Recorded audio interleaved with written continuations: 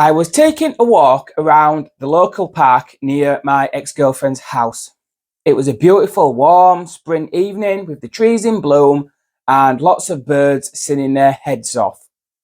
At the top of an hill, I looked over to the horizon to watch the sunset over the rolling hills in the distance when I saw an Islamic crescent dominating the skyline.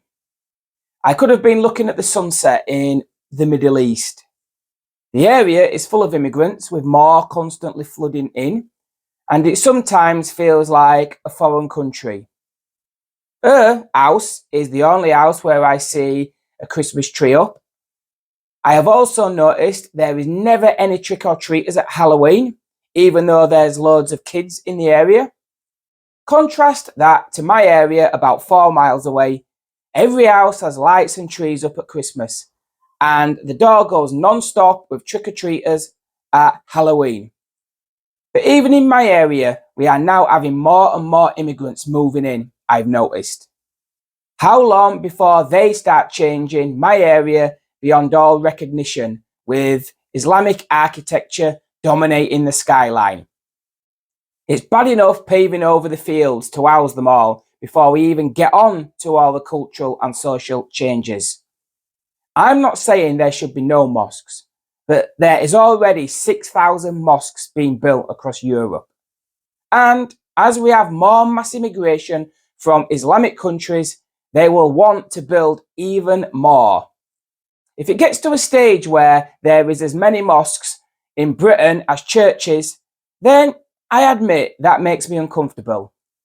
The only solution, and the right and proper thing to do, is stop mass immigration from Islamic countries. It's not rocket science. Yesterday, we travelled to the beautiful Yorkshire town of Haworth. It's a quaint town surrounded by glorious English countryside and world famous for the Bronte sisters. That is my vision of England, how it has always been. The church spire dominates the skyline. This is how our landscape should look. We walked around that church when a group of around 30 or 40 Korean tourists walked in. They had travelled 5,500 miles on a 10-hour flight just to come see this vision of England. That is what the world loves about our country: the history, the culture, and the architecture. They didn't come all that way to go visit a mosque 20 minutes down the road in Bradford, did they? That sunset worries me greatly. I'm not scared of people coming here in sensible numbers, and I don't mind cultural changes where the British people want them.